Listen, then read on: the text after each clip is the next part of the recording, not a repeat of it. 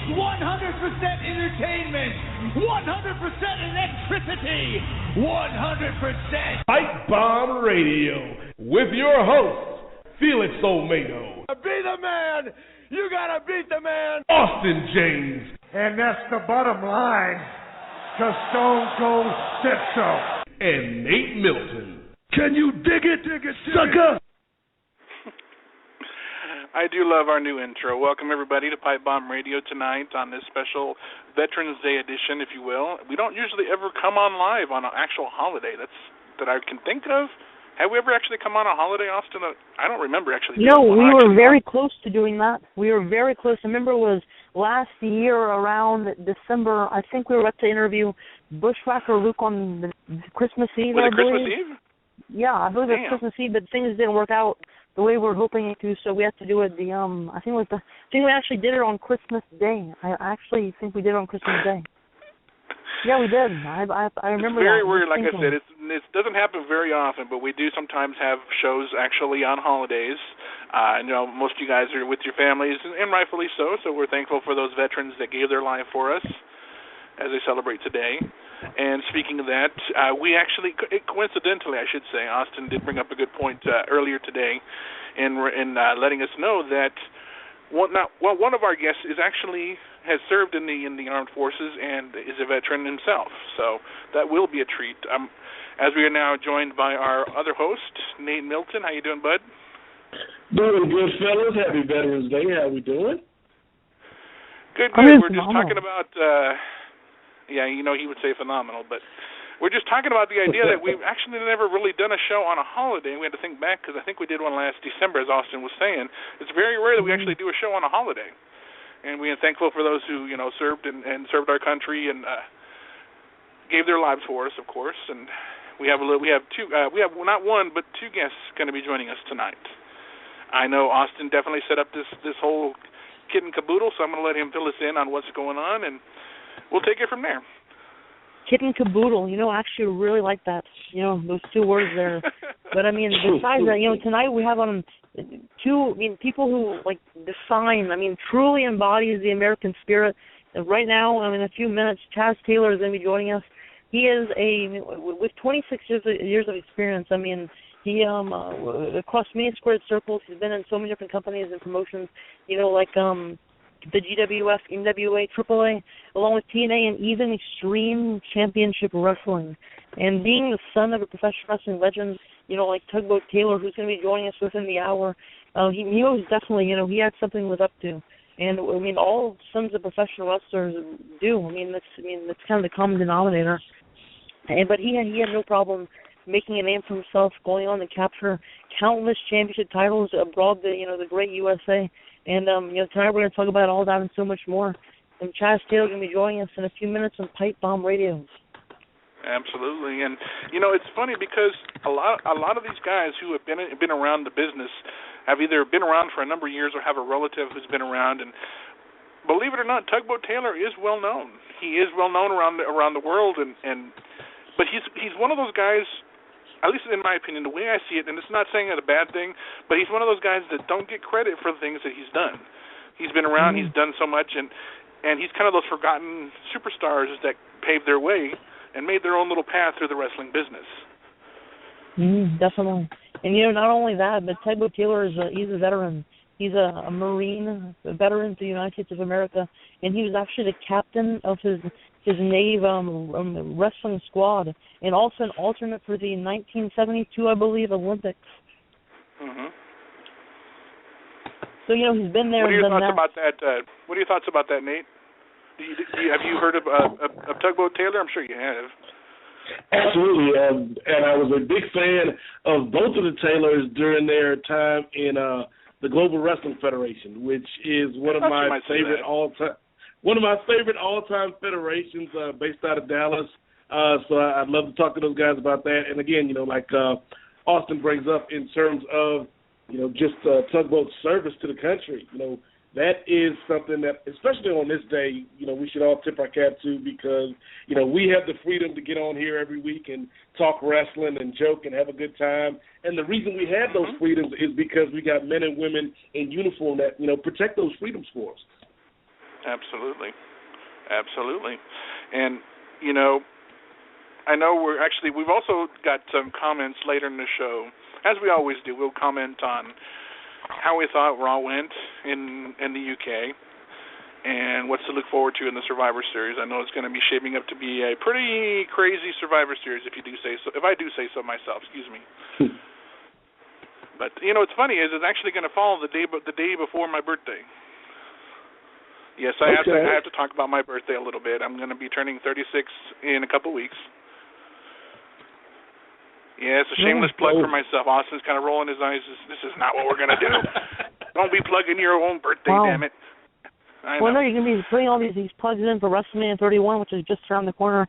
I know Felix has his hands on tickets, and he's going to be like, oh, I was doing the same thing last year for WrestleMania 30, but obviously I was, because it's WrestleMania 30, and it was your first one. You had to put write in New Orleans, Louisiana, above all places. Oh, God. Yeah, I'm not complaining. You know what he's going to bring up, right? He's going to bring up what happened at this WrestleMania, right? Do you remember what happened, Nate? Yeah.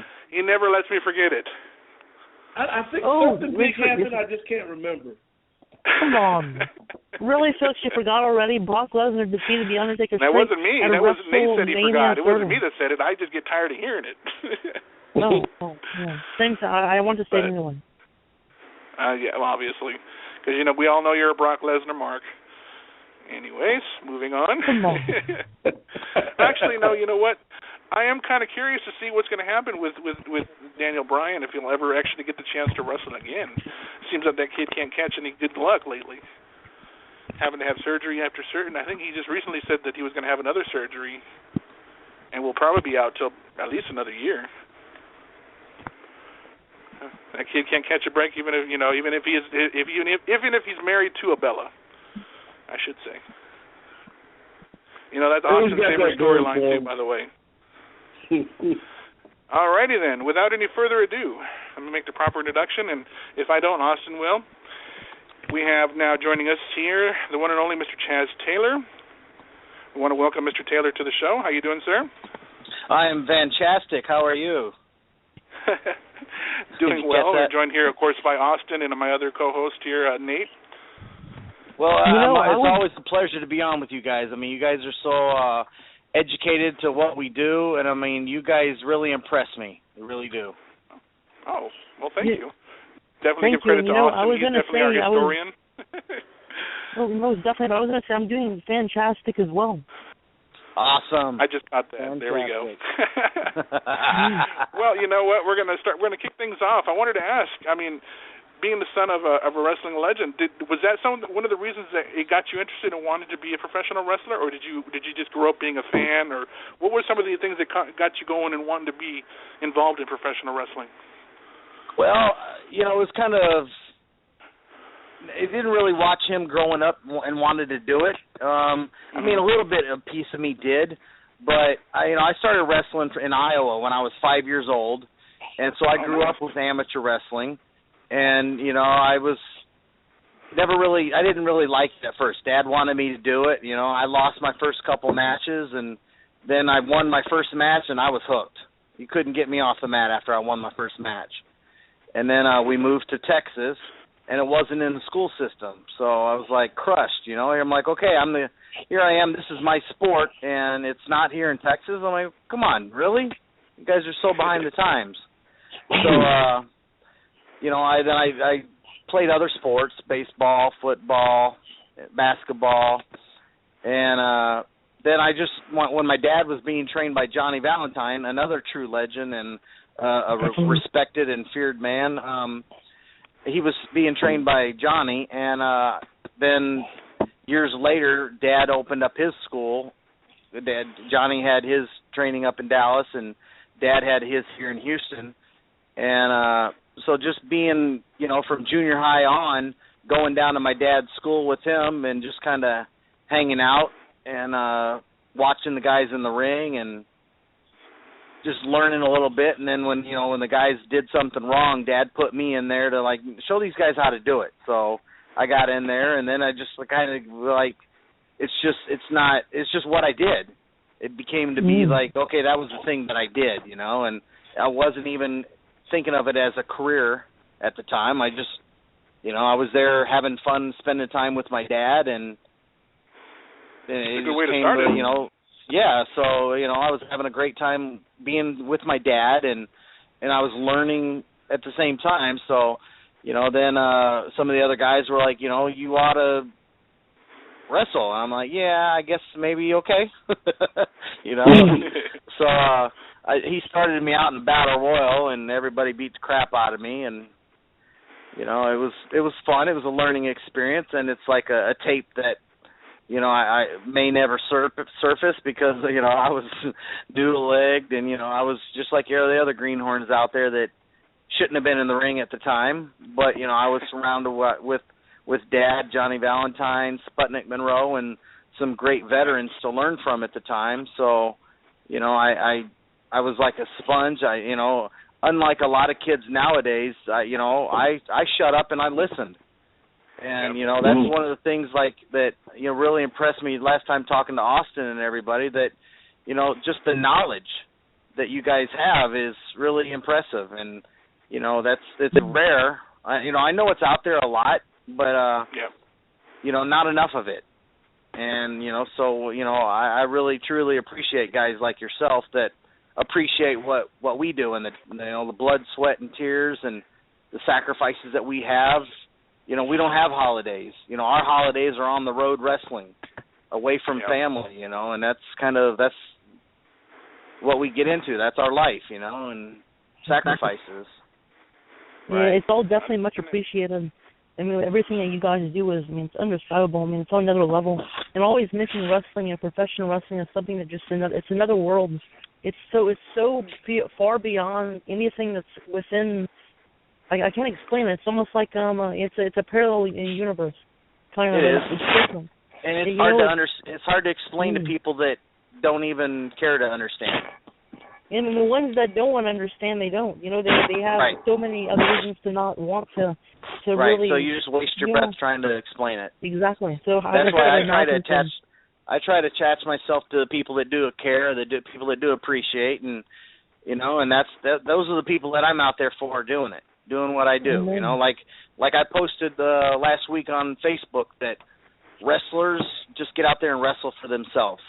Professional wrestlers, we get out there and not only wrestle for ourselves, we wrestle for the fans, we wrestle for our families, we wrestle for the people that are coming after us to learn from us, following our footsteps. So we do it for so many reasons other than just for us. And unfortunately, there's a lot of guys in the business that do it for the wrong reasons. Mm. Yeah, Go ahead. Go ahead, Austin. Go ahead. Oh, I was gonna say, after you're bitten by the proverbial wrestling bug, how long was it after you were truly invested within professional wrestling? As like a person kind of interested in. Did you watch the shows? In the 1980s, late 1980s, I believe. I did. And well, I kind of submerged in it because I used to travel with Dad, and, we'd all get in the van and we'd travel, and, I was on the road with guys like Dr. Death, Big Cat Ernie Ladd, Bam Bam, Gordy, the Freebirds, and just so many guys, the Grappler, and all these guys, the Samoans, the guys that I used to just kind of travel with. It was just, it's kind of hard not to learn. And I did watch a lot of it, and I had my favorites that I, kind of tried taking after, and the guys that were my favorite ones, and, as we all should. But, I watched it, and I try to advise everybody. So if they can, have somebody videotape it so they can learn, see what's good, what's bad, what you are like, oh, damn, I look like an idiot doing that. I don't want to do that again. Or, oh, wow, I like how that looked, and, do that kind of thing, because the learning and watching yourself is one of the best tools to see if, like, yes, you really look good, or you make a complete ass of yourself out there. And you have to be able to, take constructive criticism, and not enough people do. Even today, 20-plus years in the business, I still learn. And the day I stop learning, it's time for me to get out. That's a really good point. And another point that you brought up was that, you're doing it for the fans. And I can tell you, honestly, Chaz, one of my favorite memories growing up back in the day watching wrestling was when I could turn on ESPN and watch the Global Wrestling Federation. Yeah, there was awesome. so much talent in that company. You talk about, Booker T, Stevie Ray, Cactus Jack, the 1-2-3 Kid, Chris Adams was in there, Iceman King Parsons. Just so many great characters, so many great workers. Steve Austin, Undertaker. Yeah. What are some of your memories about Global Wrestling? Oh, just being family with all these guys. Traveling on the road, and we have all the stories of some of these places that we traveled, and there were sweat boxes, and the Sportatorium actually was not as big as what it looked like. We had small dressing rooms, small showers. We played ribs on everybody, and got ribs pulled on us and all this stuff. But it was kind of neat, being in the same locker room at the time of Cactus Jack and Eddie Gilbert and Hot Stuff Eddie Gilbert and Medusa and Jake the Snake, Sid Vicious, and just all these guys were just around, because at the time it was the show, it was the place to be, so people wanted to be there. So it was just it was kind of hard not to learn and not to have fun. It was just a thing. It was a place to be, and the time was then. It was. I know I talk to everybody now, and they're like, man, I wish I was in the '90s wrestling, and I'm so fortunate to have been there, because it was the time. I remember back in the day when like Chris Adams, we used to travel with Chris Adams and be with Chris and Steve Austin and Rugged Rod Price tagging with Dad, and like Dad and I'd win by DQ against Steve Austin and Rugged Rod Price and stuff like that. And like, those are the unforgettable things, and it's just, you can't take those things away from us.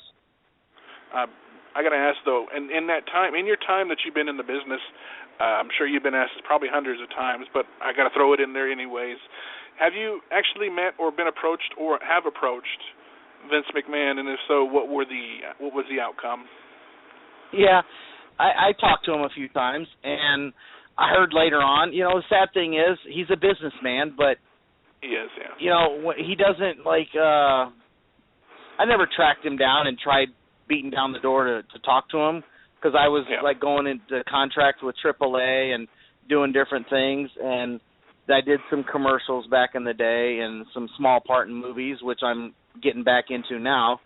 But I heard from some of the some of the other wrestlers back then after the fact. You figured the boys would kind of give you heads up at the time, but that little stupid things like giving them a worker's handshake or a firm handshake meant you got a job or not. Silly, stupid things like that. Yeah, so, here I am. Back in the day, the business handshake wasn't the wrestling handshake. We didn't have anything to prove to each other. So we'd have our wrestler's handshake of just kind of, putting our hands together and shaking. But, because we're all muscle bound, we're all tough, we could all beat each other up. We had nothing to prove with a handshake. But like the businessmen today, everybody wants to break your hand and, I'm tough. We were all tough. We didn't need to prove that to each other. But, that's what Vince wanted at the time, and I heard later on that, he didn't like my wrestler's handshake. And I'm like, really? That's chicken crap. But it is what it is, and, the boss is the boss. So, true. Because of little stupid things like that, both him and myself missed out on probably millions. I would say him more than you. At this point, he could have done something with you, and he just chose. He could have. Go do other things, and he's had a lot of missed opportunities that I'm wondering if he truly regrets it or not. But that being said, moving on. Well, yeah, and Shane really liked me. I had a few great conversations with Shane, and then there was just a few. I don't whine. I don't complain about stuff. I've heard different issues of, different cock blockers in the office that didn't like you for one reason or the other, and True. just they would block you for whatever, and nothing you could do about it. Just keep trucking on, doing your thing, and I worked my butt off, and in the business, I traveled and I wrestled under my name, trying to make a name for myself, which I thought would have been, the great thing to do. And I didn't want to be like one of these other guys and try to make a name off their dad's name, but apparently that kind of backfired on me too. So, it is what it is. I've had a great wrestling career, and things are good. So, I'm not complaining. I've always been surrounded by some great Taylor, people. But I do believe that Yes, your sir. dad is actually calling in now. Well, awesome. I'm going to bring him on now, the one and only wrestling legend, Tugboat Taylor. Welcome to the show, sir. How you doing? I'm doing well. I'll tell you the truth. I'm cold as hell. It's cold here in Texas right now. I just came from my grandson's football game, and it's 40-some degrees here in Houston. Oh. Woo. Hello. Yeah. It was cold out there. It was cold. I'm still cold. Trust me, it's going to get colder. The polar vortex supposedly is about to hit the United States in the next few days. Really? Yeah, the I polar suggest everybody vortex. bundle up with covers and jackets and all that good stuff. Right. I'm sorry, Austin. You did have a question, so I didn't mean to cut you off there, but go ahead. Well, no, Thanks for joining us, Dad. Hey, my pleasure, kid. My pleasure. We want to definitely thank you for your service, as a Marine.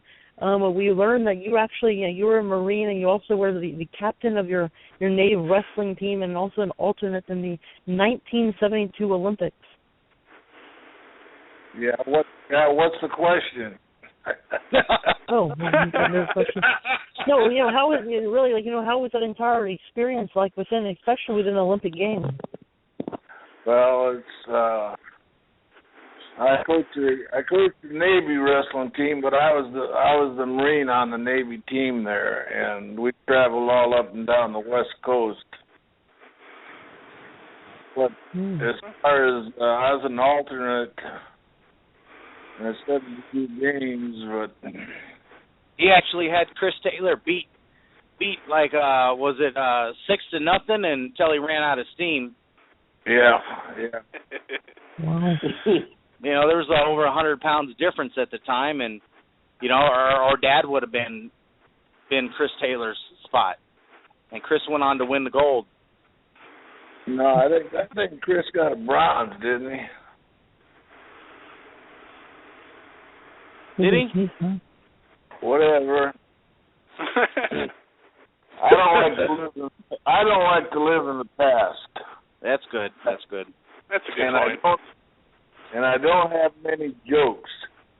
That's like when I go out to the post.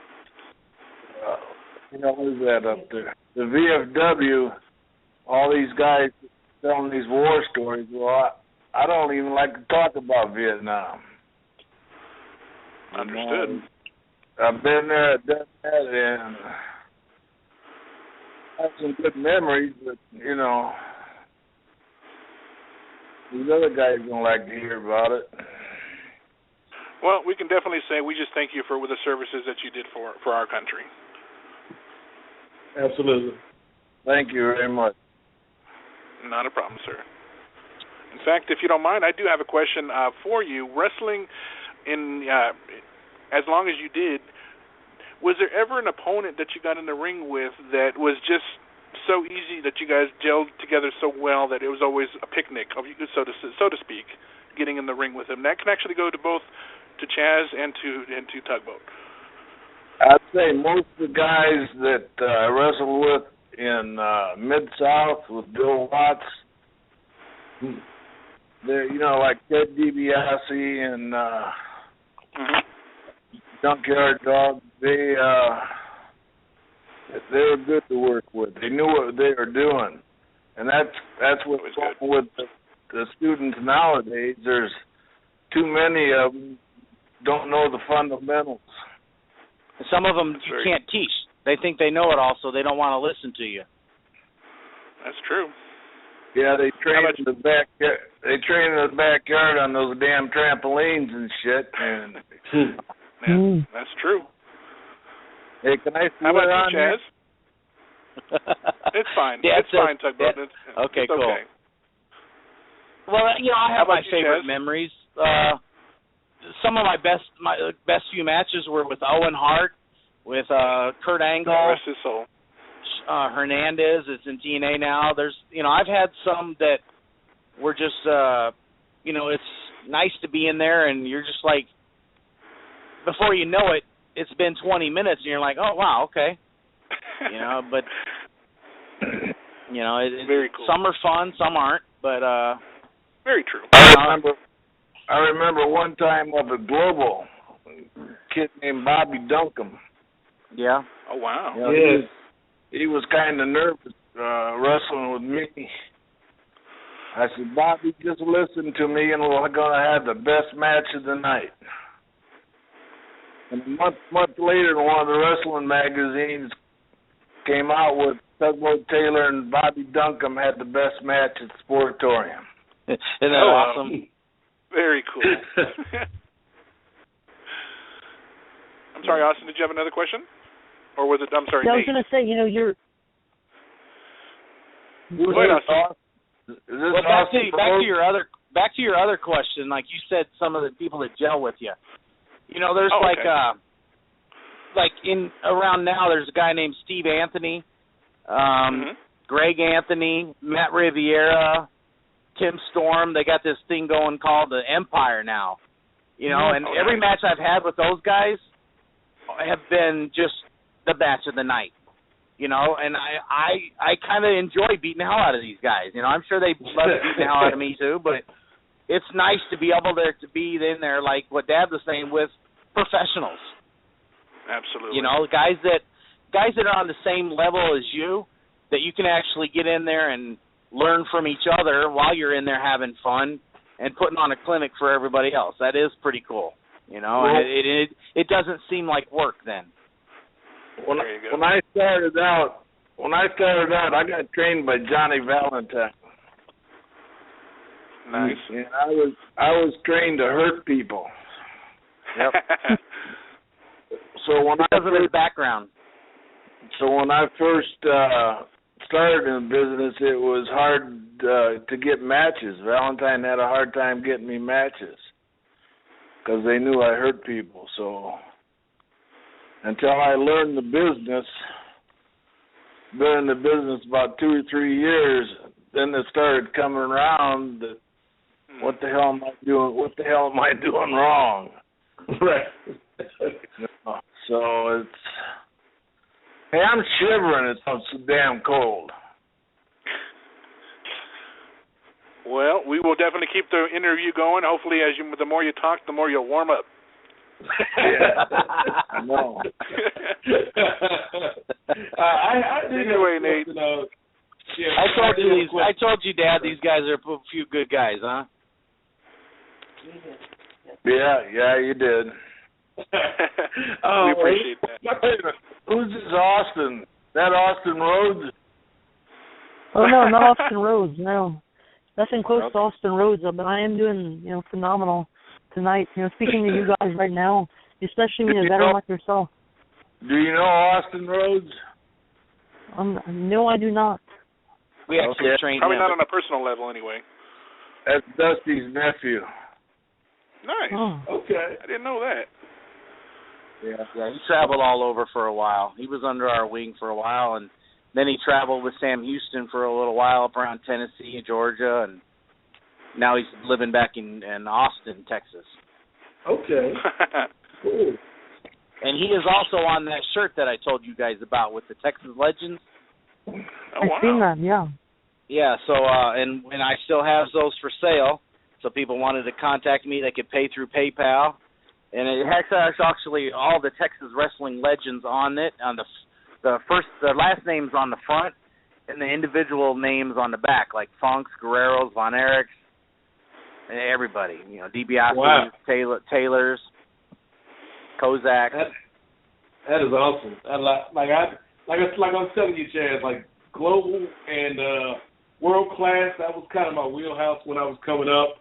And so, I definitely respect what you and your dad did. My question for you, Tugboat, is when your son first decided to make that choice to step into the business, were you happy? Were you proud? Were you like, oh, hell, what are you doing? What were you feeling when he told you? I couldn't believe it.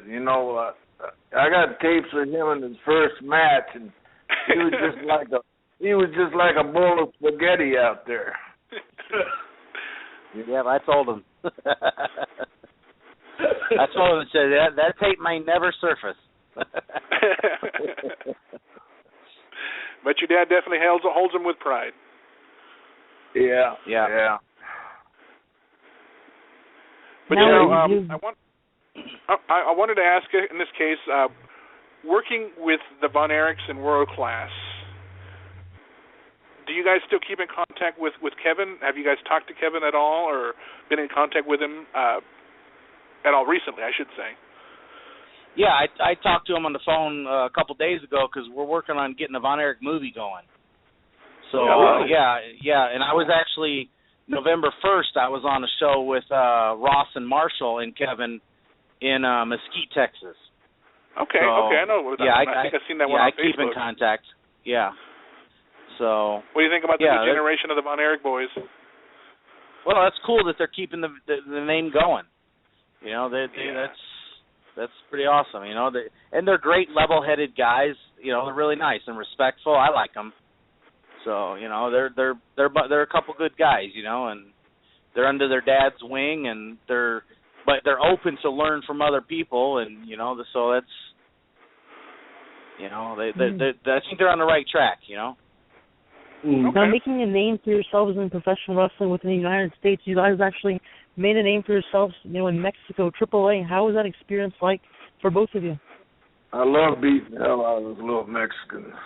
Hey, Felix, how you doing tonight? Shush, Austin. Come on now. I have respect for American, Mexican, Japanese, you name it, kind of wrestling because they all entertain. And I don't take offense to that at all. Just because I am Mexican, I think it'd be enjoyable to watch. They nicknamed Dad Cement because he was like cement. He beat him up all the time. He was he was cement. They were all kind of like, they were fearful of Dad. They had some big guys down there though. I had a feud with Kenny Avalos Jr. And that guy, he's like 6'4". He's pretty big Mexican. Oh. So, while we did have some great times. You're also American Chippendale. Right. I was American Chippendale. I tagged with Art Barr and Conan, and they called us the Sexy Boys. So, it was us. We were traveling a lot with Rey Mysterio Jr., Eddie Guerrero, and Octagon, and, we all kind of, 5, 6, 7 of us kind of palled around and traveled together and just kind of, we had a great time. It was. I tried to get in that Sexy Boys group, but they didn't want me. Oh, that's terrible. That's terrible. Why couldn't you hook your pops up, man? Well, I tried, I only had so much pull. They treated us real good down there. It was, we stayed in a 4 or 5-star hotel. And they took care of us very well. It was good. Let me ask you now, with this, obviously, with the idea, obviously, that WWE is apparently the be-all, end-all because they've just eliminated everybody. If the day came, let's just say tomorrow comes and, your dad gets to call, Mr. Taylor, we want to put you into our Hall of Fame. It's just a what if. First off, Mr. Taylor, Tugboat, what would you say to that? And second of all, if they asked Chaz to induct him, would you do it? I mean, it's a silly question to ask. Of course you'd do it, but what do you guys say to that? Let me tell you how Tugboat Taylor came about. Please do. We were, Valentine gave me the name, Johnny did, but we were doing a commercial on WWF Time. Mm-hmm. And a month later, there was another tugboat. Big Fred. Yep. Tugboat Thomas. But I wrestled him here in Texas when he was Big Bubba. And this was after Global, and it was, Dad had been wrestling for how many years? So, and he had already wrestled for Vince for years before this happened. Yep. Okay. But Vince stole my name. Tugboat. A lot of places I go, people think I'm him because we had similar features. Big and long black hair, and yep. Oh, Freddie is a good guy. Freddie's always been good to us. Freddie is a great guy. Can't say anything bad about him. Yeah, that was going to be my next question because obviously he's a great. How did you guys interact with him?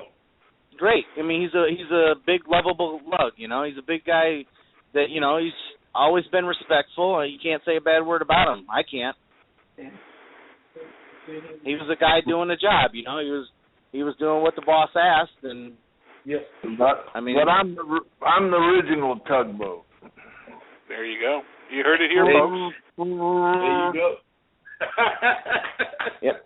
The Tugboat that was Global, Mid-South Championship Wrestling, WCCW, and then USWA-X, and all those USWA, all the old federations. A lot of independent. NWA. Yep. And that's my next question here. How was it, being in WCCW, being in the Sportatorium, probably the most legendary building and one of the most legendary buildings within the United States while it was still there. How was it like, the atmosphere? Being in that building and certain nights, I heard it was electric, magical. Well, it sure pissed me off when they tore it down. Yeah.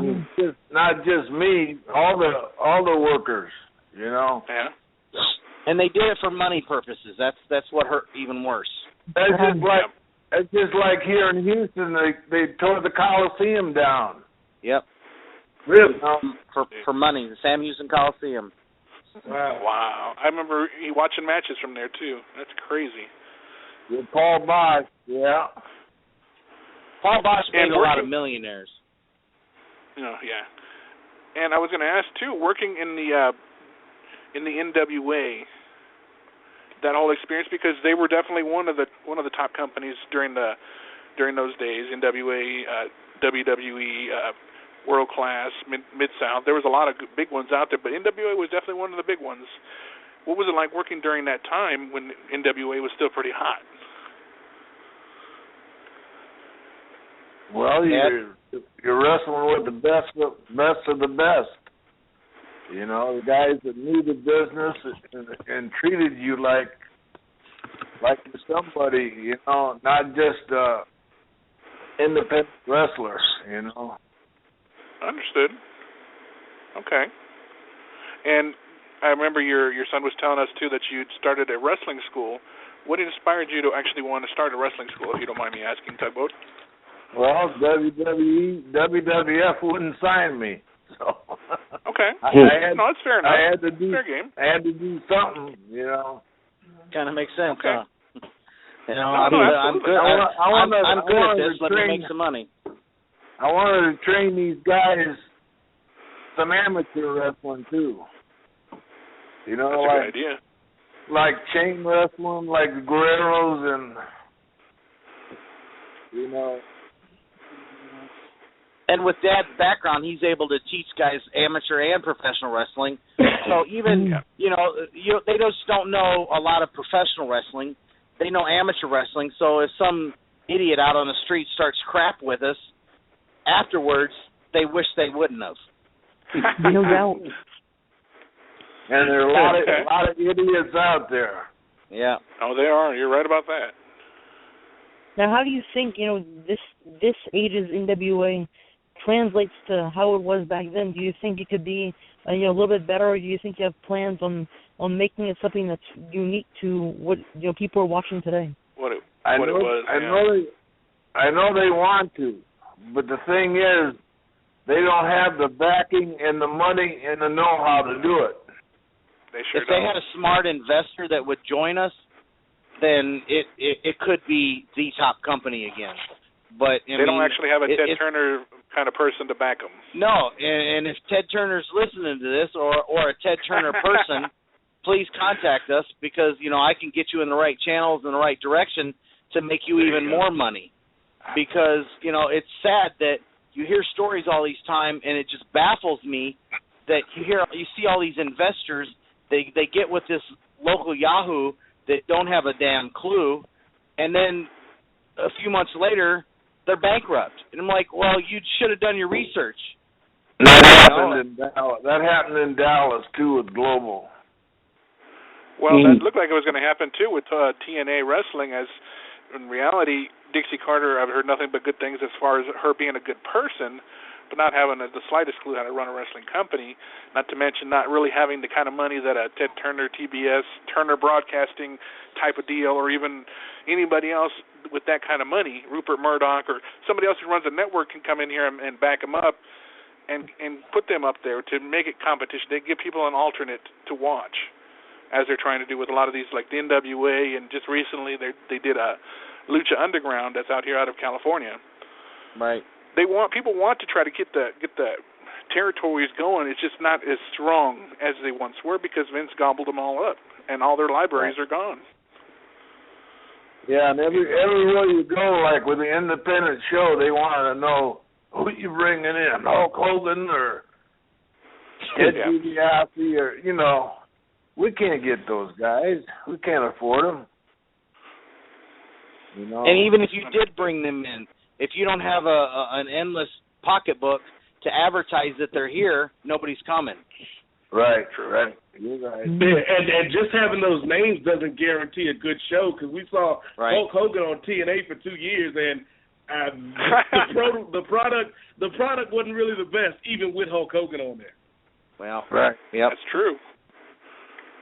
And in my opinion, I think in the NWA today, it's hot. In my opinion, I think there's so many things in the NWA, just the little companies that are around in the United States that are operating, that's so entertaining to watch. I mean, to this day, there's a ton of it on YouTube that you can go watch, and it's wrestling through and through.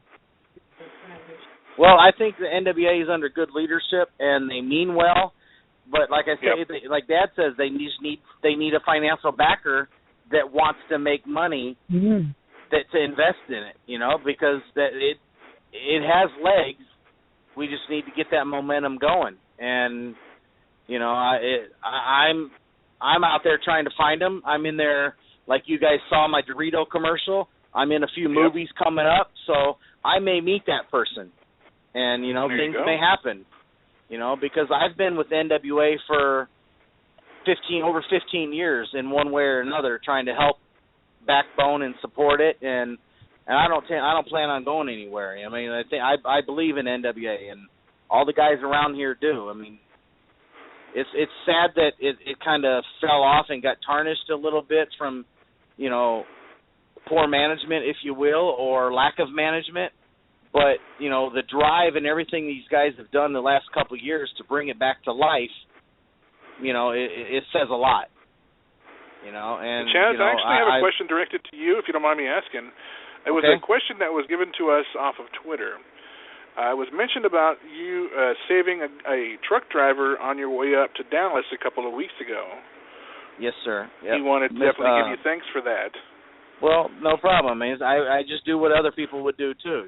We're standing there we're driving up to 45 to a show with the Von Erichs, and we see tail lights, and we look over, and like the tractor's flipping.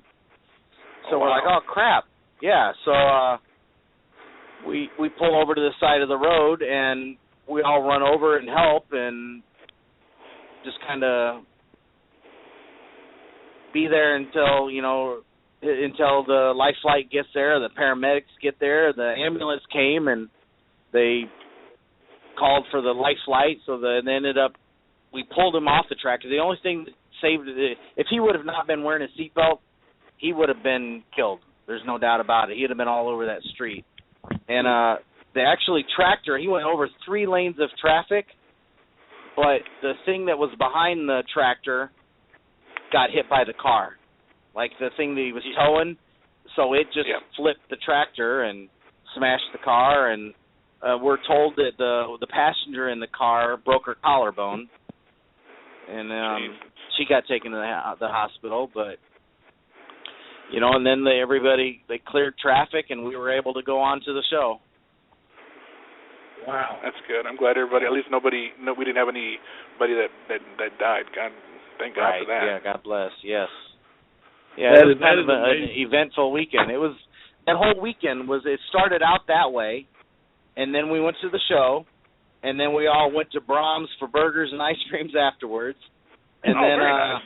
Yeah, so it was like, it was kind of like the Von Erich Nation and all of our family and everybody and girlfriend and kids and everybody all went to Brahms at burgers, and I had like the peanut butter cup shake. I mean, it totally blew my diet that weekend, and with all the bacon cheeseburgers, yeah. So, and then the next day we got up and we shot a Dorito Super Bowl commercial, and then headed home. That was fun. Oh, it was awesome. And it can be seen right now on my Facebook page. So and he left his dad at home in Houston. Yeah. Uh-oh. He did. So if people can go on there on YouTube, it's I think it's Wedding-Busters, and or go to my Facebook and link and vote 5 stars for me. That really helps. So we get. We also actually have it posted on our Facebook page for Pipebomb Radio as well. Love you guys. Awesome.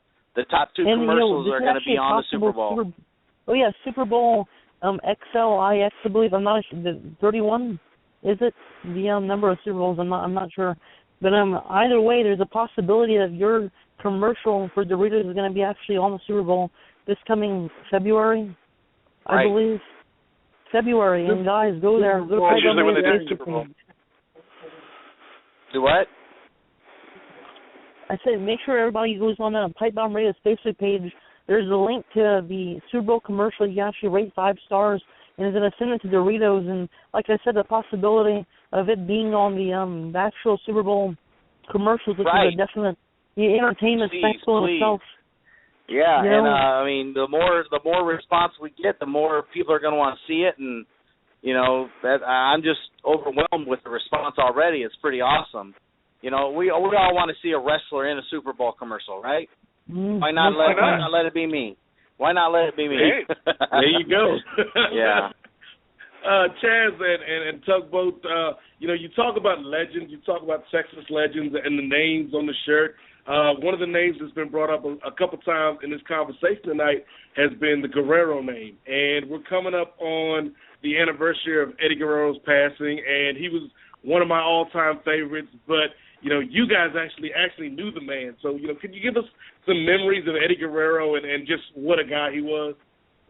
He was a great family man. He was a great personal person. But, Dad, tell him where I met Eddie. Oh, okay. I was running an NWA show out in El Paso, Texas. And I'll be Guerrero ground. If we didn't go down to Church's Fried Chicken. Church's Chicken.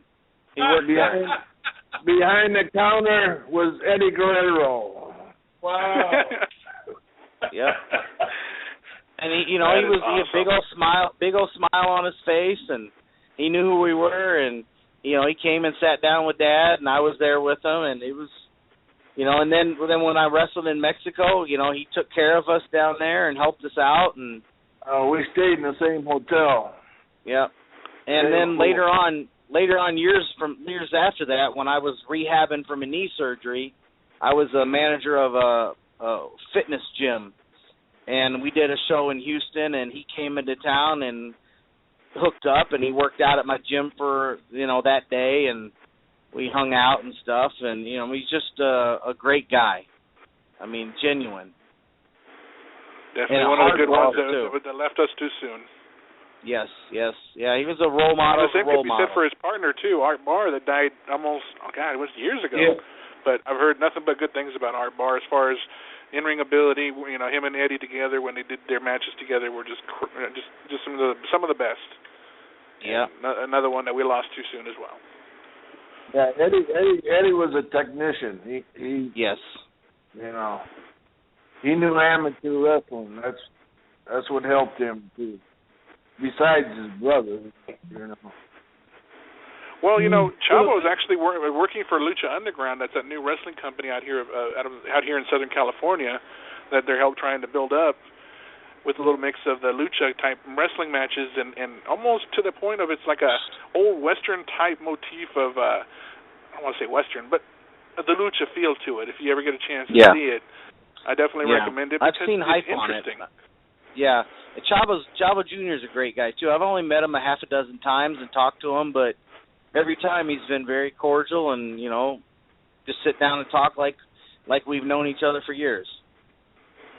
Absolutely.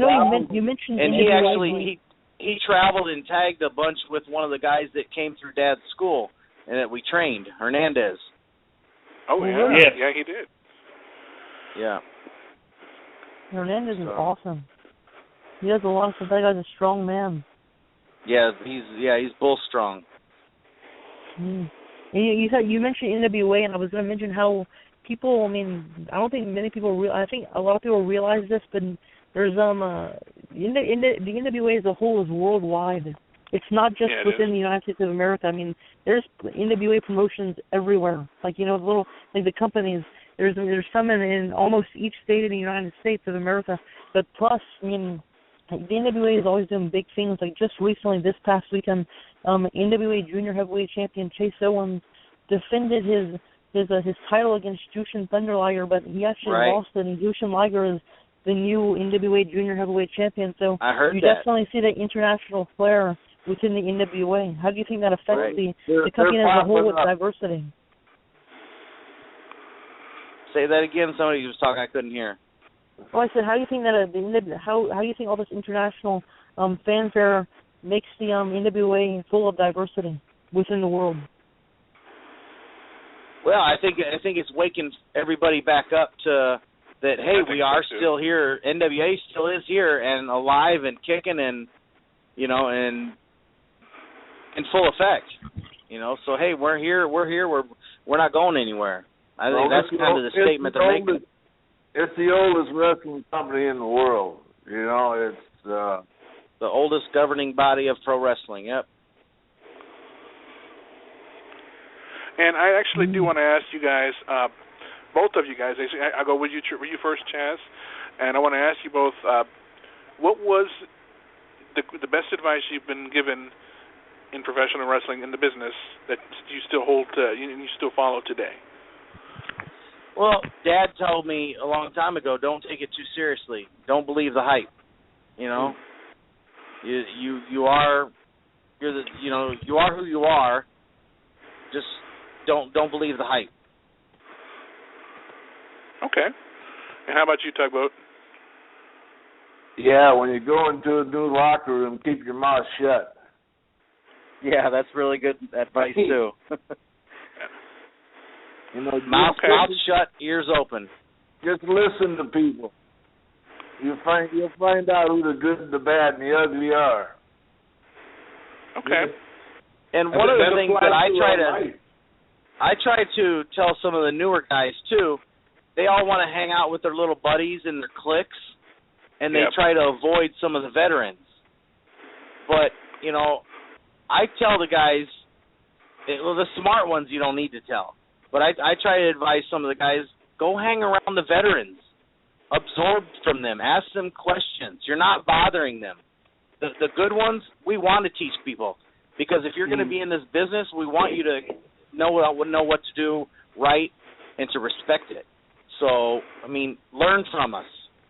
Don't get over there and kind of act like, oh, well, I don't want to offend you. I don't want to come talk to you. I don't want to bother you. Because then it makes it look like, well, this prick is too good to come talk to me. That's a good point. I mean, you may be thinking that you're being respectful, but it's not coming across that way. It's coming across as like, man, this kid don't want to come shake my hand. This kid don't want to talk to me. It's coming across the opposite way that they're thinking. And I've told many kids that. Well, on that point, Chaz, one of the things that kind of makes me scratch my head as a wrestling fan today is probably athletically, we've never seen workers that are this gifted athletically. But in terms of telling a story, there's I don't know where the disconnect is because, these guys can do 20,000 flips in the ring, but they still can't tell me as good a story as Flair and Steamboat or, Dusty Rhodes and Tully Blanchard. Is that something that you try to teach these young guys, the art of telling a story instead of just doing a cool move? And we do. How do you say that Tully Blanchard told you a story?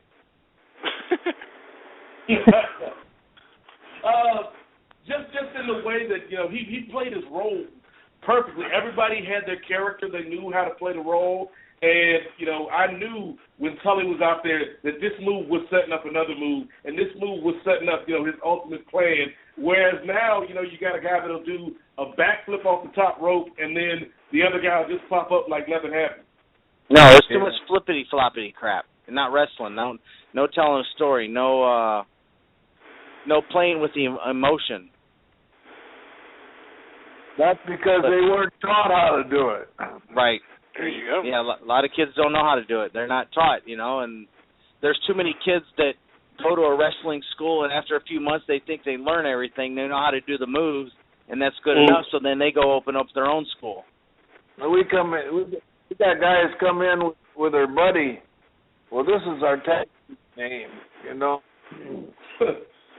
Let's go back to square one. Let's teach you how to fall. Let's teach you how to take a bump. Let's teach you how to run the ropes first. You got to learn how to do an individual match first before you be a tag team. Come on, kid, wake up. And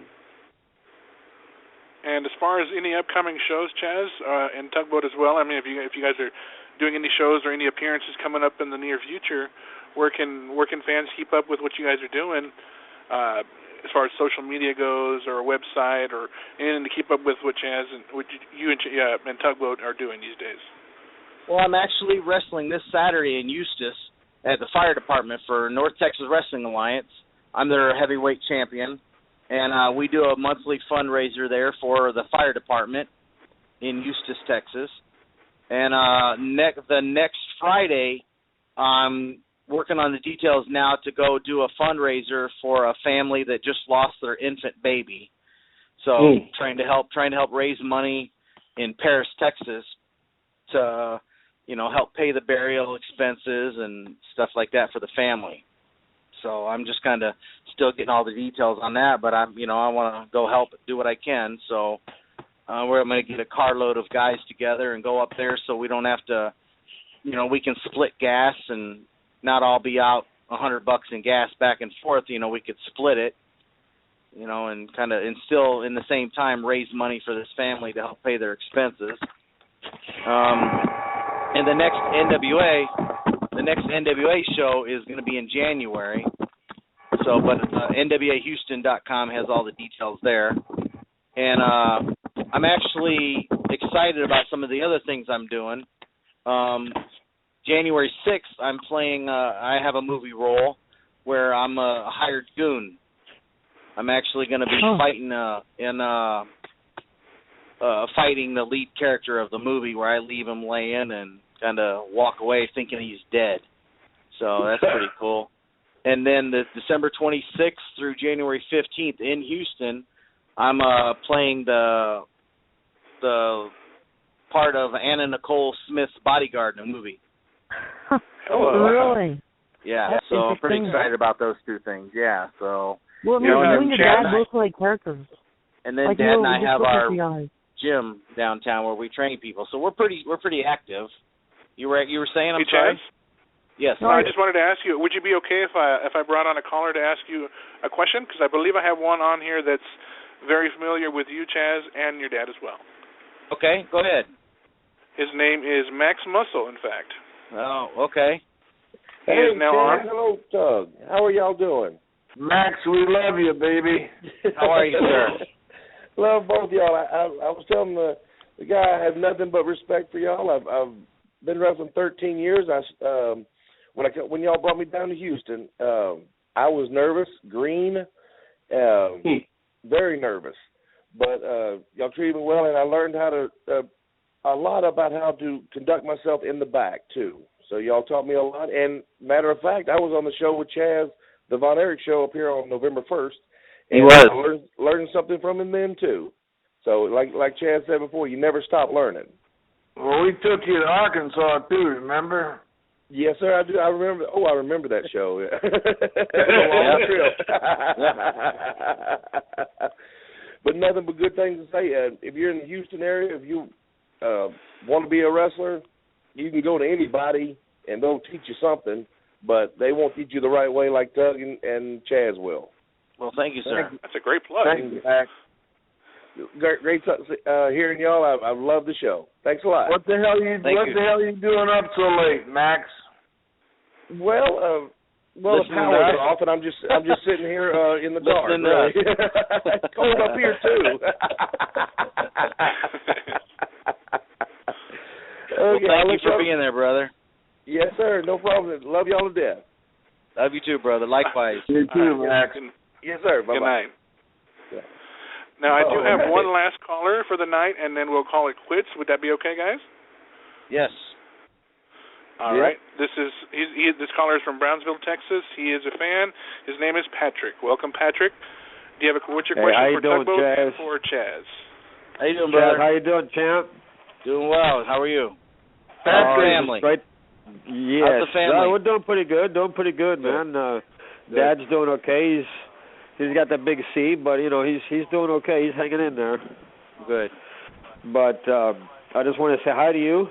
It's been a long time. Yeah, it's been. So great. Hey, Patrick. Yes, sir. I thought you were moving to Houston.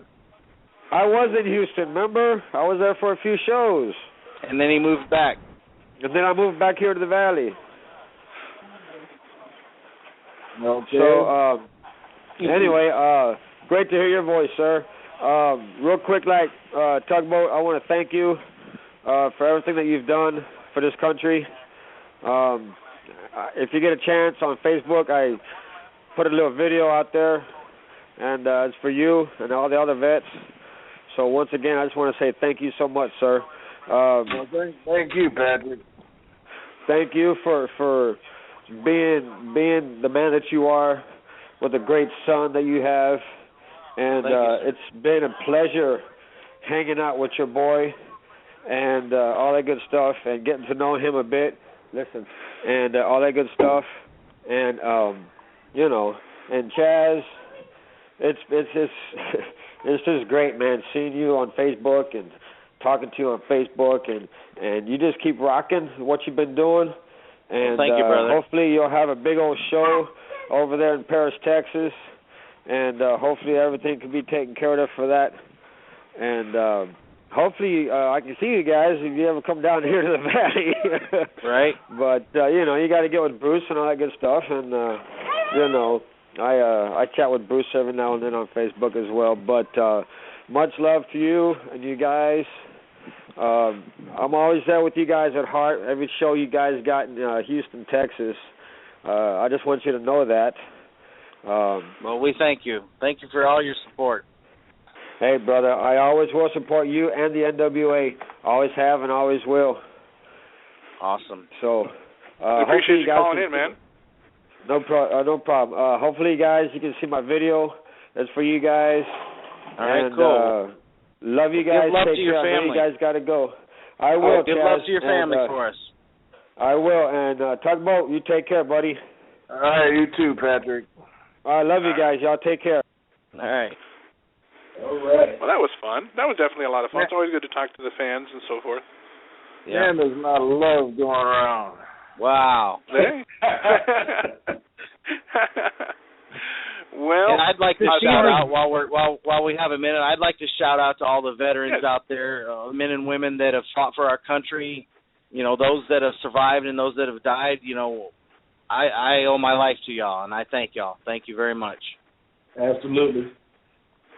All right. Any final questions, guys, that you guys might want to ask Tugboat or for Chaz? I want to extend my gratitude to both of you for everything, all your contributions within professional wrestling, and to you, Mr. Tugboat Taylor, for your veteran, acts in the United States of America, just keeping this place safe. And there's very few men who have the inner strength and will in order to withstand everything that you guys do in order to protect this great nation. And I just want to say thank you so much to both of you beyond all levels of the imagination. Austin, were you in the service? No, sir. Oh, no, he's too young. How old is he? Austin? 17 years old. 17? Right. And he's got knowledge like no other, let me tell you, sir. Isn't that awesome? He's a smart Yeah, man. he's got a great future. Yeah. Do you want to be a wrestler? Absolutely. Within the next coming years. Of course. Move to Houston. We'll train you. I mean, where do you live at? I live in Houma, Louisiana. Down here. Oh, yeah, you're right. You're right here by us. Mm-hmm. Right oh, next there you go. Yeah.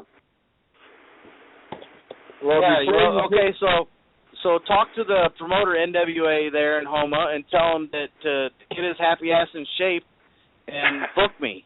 Oh yeah, David Petrie, huh? Yeah, I've been busting his balls for about a year now to book me, maybe 6 months, and he's acting like he's big shotting me now. No, it's funny because they both I know I don't know if you ever met Scott before, Scott Bergeron. I think he went with to a couple of shows with David when he did some wrestling for you guys and maybe yeah in Houston. Yeah, and he wears the same hat as you because he said he's like, oh, Chaz Taylor, he's my inspiration for wearing the American way of life, right? So I'm like, yeah, definitely, I think. So then tell him, book awesome me, here. bring me in. Yeah. Amen. Yeah, but I've been trying to get there for a while now. Hey, Austin. Yeah. Austin, yes, sir. Do you know Frogman LeBlanc? I can't. I honestly no, I do not recall. Is he? Never heard of recent? Huh? Never heard of him, huh? No, I did not. No, not. He wrestled Dad a few times in Global. Oh, okay, Global. Okay. Is that where he's from, Dad?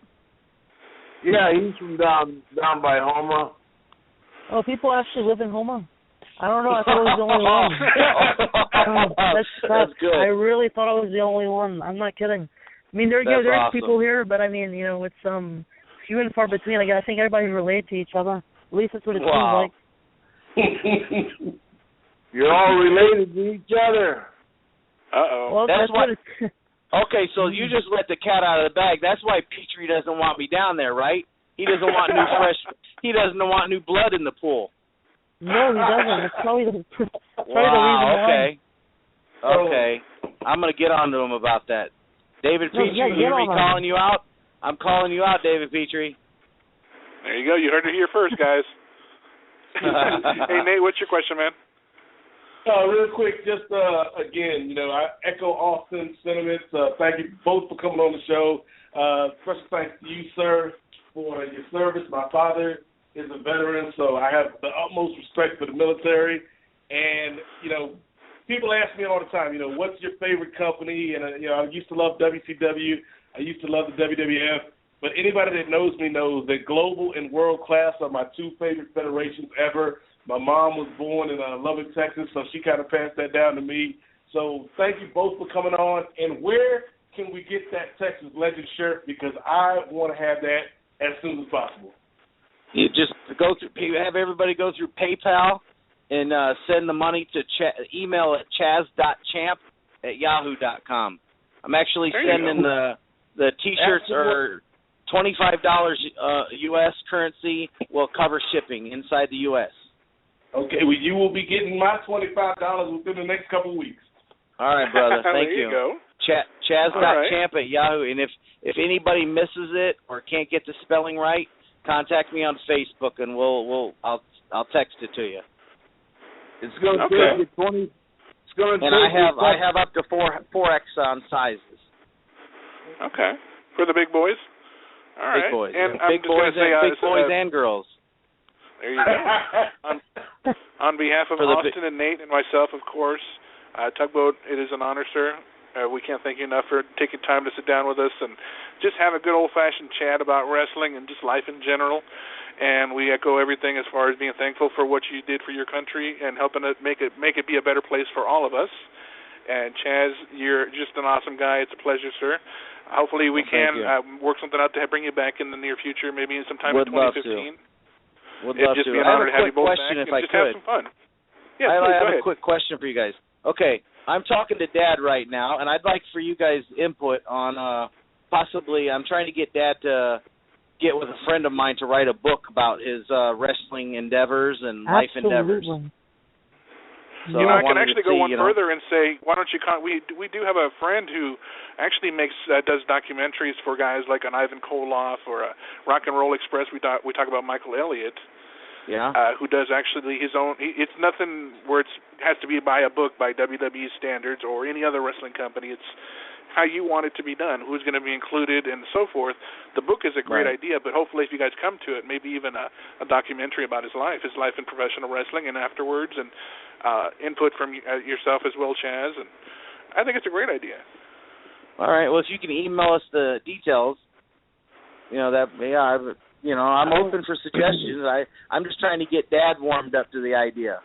He's like, nobody wants to hear my shit. I put my wife's picture on the cover. Hey, you know what? That'd be good. But you know what? The same thing can be said too. If you guys recall, you guys are familiar with the Ugandan giant Kamala, right? James Harris. Yes. I was with him. He just recently did his own book. He did his own book just recently. His manager is actually setting up the final details for it. It took a lot of pushing, but you know what? Mr. Harris did it, and he's very proud of it. And Mr. Taylor, Tugboat, if you will, I definitely echo the words of your son. I would do it if you definitely. It's worth it. I think it is because it's a way of giving back to the fans and just people who don't know who you are to get educated on who you were and the fact that you were the original Tugboat. People need to know that. Have you ever been to Japan? I myself have not, sir. No. I used to live in Japan. Really? Well, they had James and me in the same room. Oh, God. Oh, wow. There was no way, you step up to the bathroom and you couldn't hardly get in the damn door. Wow. To the bathroom, and James is bigger than me, and we had one hell of a good time, though. I used to live in Japan, but now I'm imagining Kamala and Tugboat in the same room. Wow. That's freaking awesome. And definitely, if you guys think that Mr. Tugboat Taylor should have his own book, definitely let him know about it. Tell him what you guys think, what you don't think, what he should include. Just have fun with it. I think Mr. Taylor would definitely have a lot of fun with it. Well, like I was saying earlier, I was going to put my wife's picture on it because she's put up with my shit for 46 years. And that's She's a tough lady in the business. Yeah. That's freaking awesome. I hope you guys do well, that. Well, thank you guys for everything. Yes, thank you. No problem. Thank you guys. And we hope you guys have a great night.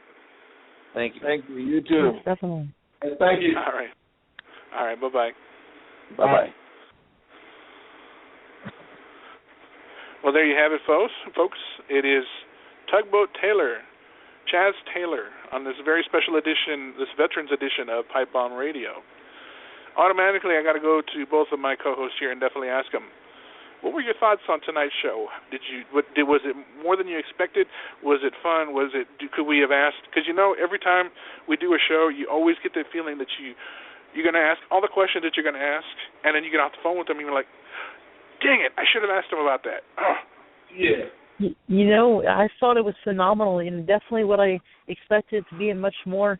But, when interviewing a guy, knowing Chaz Taylor and, his personality off the charts, and seeing the man who raised him is definitely, you can see the comparisons and how they are and just how, similar but also, very different from each other.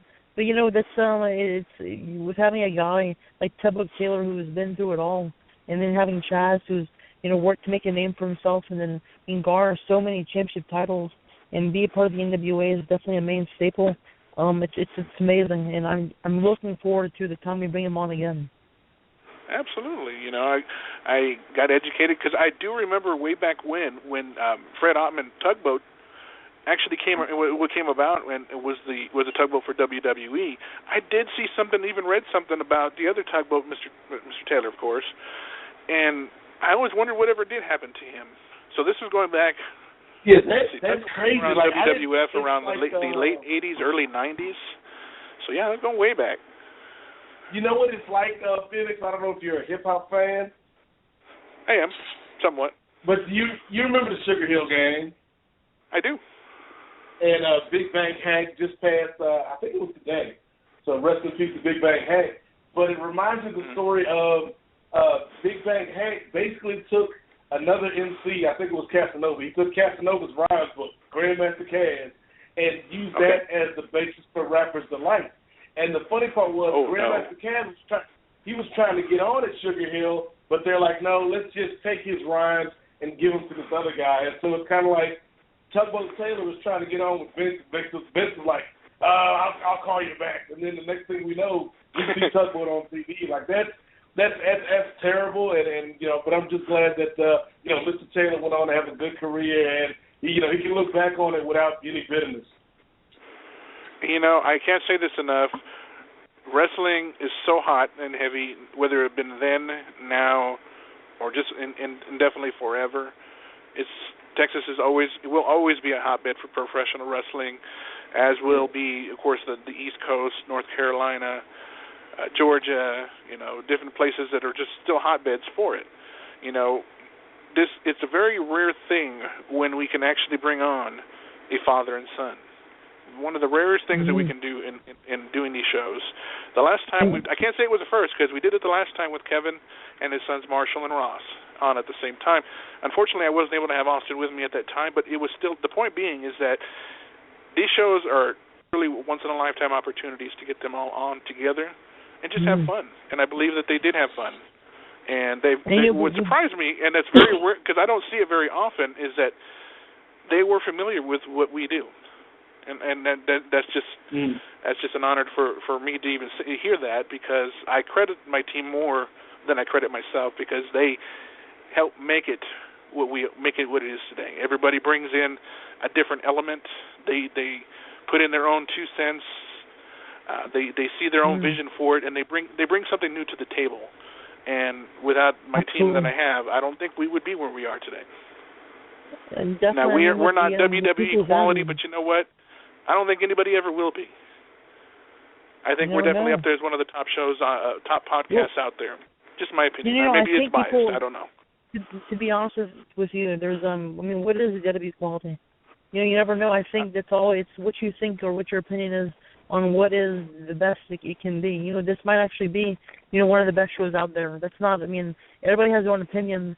But interviewing people in the past, we've interviewed people like Bruno Sammartino, Tito Santana, Kevin Bonner, Black Jack Mulligan, who's a main staple of Pipebomb Radio. Such a great guy. Kevin Von Erich, the list goes on. Booker T. Who actually, he's a Texas wrestling legend. Guys that are please. After you finish your point here, definitely tell us about what happened this weekend. I want to hear about it. Almost forgot about that. Luke Hawks, who's actually our guest. You guys are never going to believe this. And for those who listened to the show last week, Luke Hawks, he's explaining what an event is going to be, the Revolution Rumble, which took place this past Saturday night. And, Booker T and Hardcore Holly were there. But at the beginning of the show, Booker was the guest general manager. And Booker T, he's one of the, I don't care. Teddy Long is one of the best people in the entire world as being general manager. But when Booker T was general manager of SmackDown, he laid it down, and he was awesome. I enjoyed him. But being actually there in his general manager position, at Wildcat this past Saturday in Metairie, Louisiana, it was so awesome. Booker T is an amazing guy, and Bob Holly, an amazing guy as well. But what Booker T did at the end of the night, really, he drew the line and he crossed it the same night. Yeah, most definitely. And basically what he did is, at the end of the night, Bob and Luke were already in this rivalry. It was just really just heated up to the temperature, to the nth degree. And at the end of it, Booker T actually took the ref, and because Luke was seconds away from beating Hardcore Holly, and Booker T came out and he was saying he was going to call down the line at the beginning of the night, and he pulled the ref out, and then seconds later, Bob, he attacked him, and then got him, and he beat him after that, for the win. After actually no, I'm getting confused here. No, basically what happened is after the ref was pulled out, Bob attacked him and did his finishing move, and then Booker actually slid in the ring and countered the 1, 2, 3 and hit him with the bookend to end the show, and basically saying ROW's invaded Wildcat Professional Wrestling. And now they're having this whole entire thing. I mean, the fans, I can't even tell you, probably I had to get my ears checked the next night. I had to go to the doctor because of how loud these fans were. It was crazy. I've never been within a crowd that loud and that energetic. And through, I mean, and it's not just something that I'm saying, like, oh, every single second of the show was amazing. No, every single second, literally, from start to finish was as loud as can be. I can't even explain to you. You have to be there. That's one of the toughest situations, and I mean, it was phenomenal. And this means war for it's going to be a war with these two companies. Wildcat. Big deal. It might even be better than the original invasion in WWE. They might actually make it a better type invasion angle than WWE could ever have done. And I think that's very cool because Booker's a hell of a mind for pro wrestling. His whole family's involved. Obviously, his wife and his brother. And then Luke Hawx's company is definitely one of the hottest companies out there right now. They're doing some good things. Their shows are doing just amazing. Absolutely. It'd be fun to see how this goes, how it develops, and could we see a match possibly down the line? Maybe a Booker T versus Luke Hawx, owner versus owner. It's inevitable. It's inevitable. Yeah, just like our past guest on Pipebomb Radio, Danny Flamingo, the guy. You think he's a flamingo. And you think that's him through and through. But the Salvation Sensation is making his way. I swear to God, he is making his way to be a hardcore legend. Because after seeing what I saw this past Saturday night, being back, with him talking with him after the show, he couldn't move. It was so painful for me to even watch what he had to go through. I mean, he was beaten. But that was probably one of the most just brutally everything type of match. Against Spade.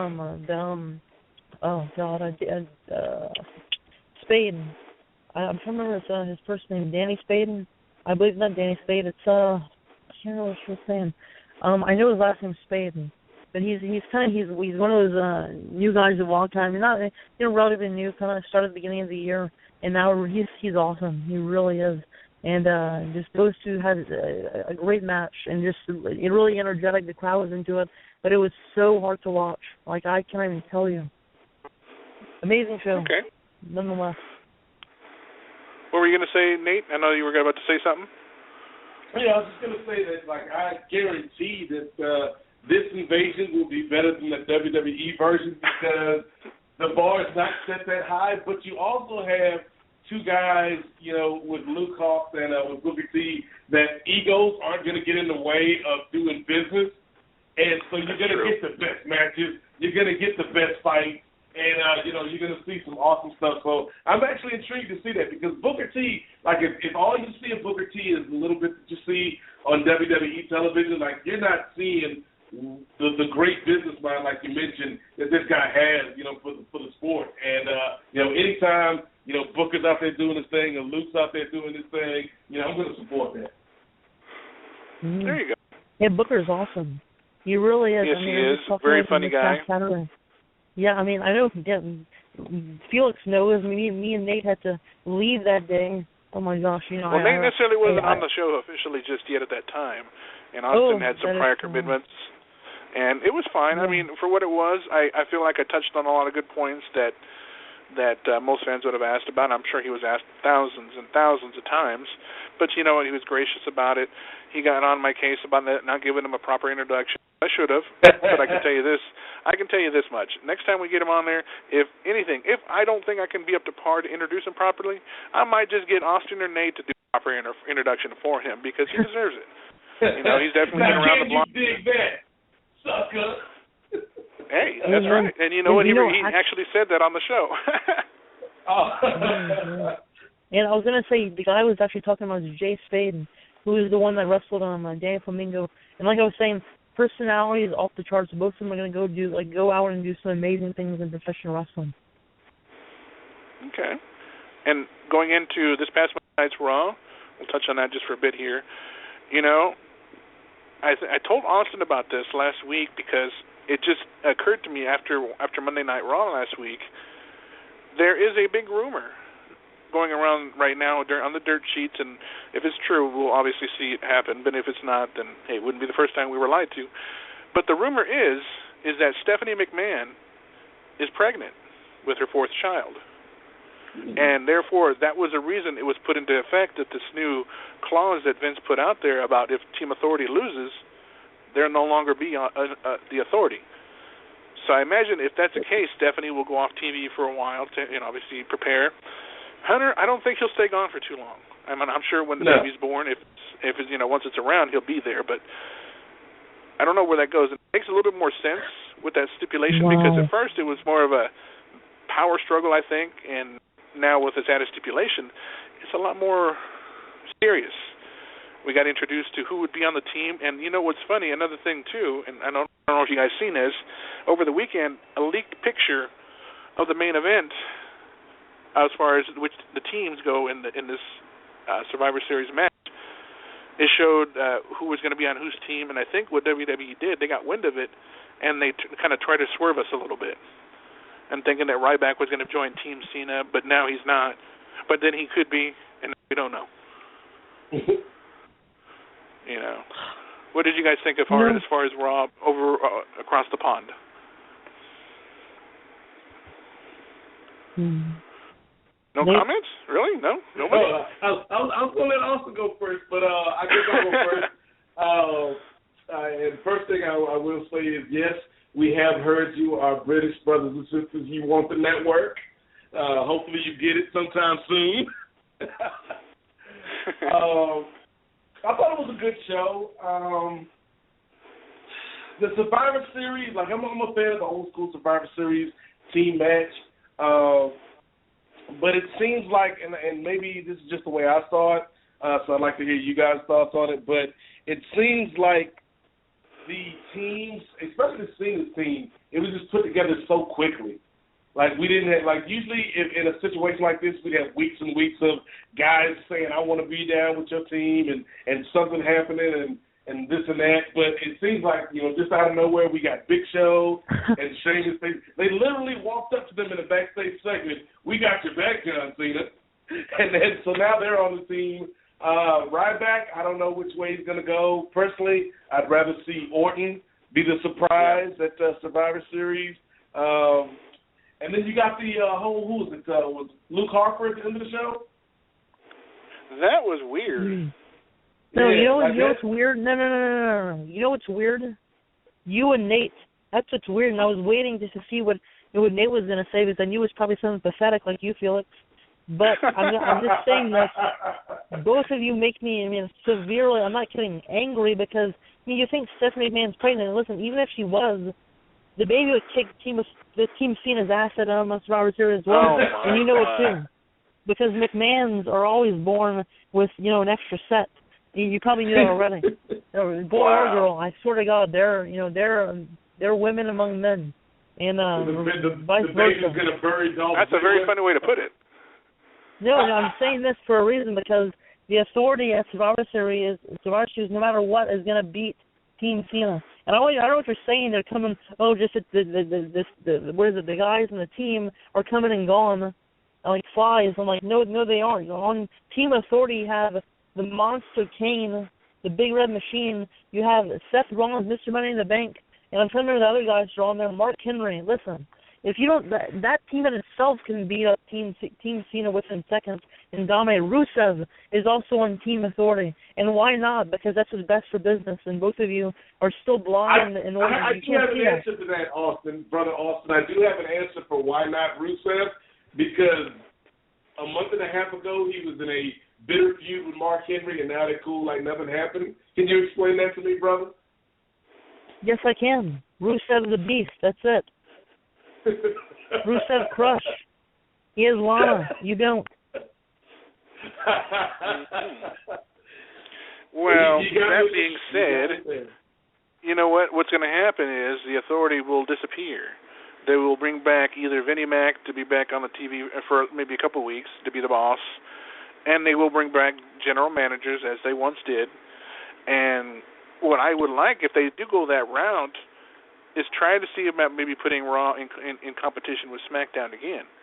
Although it wasn't the greatest, it makes for interesting television.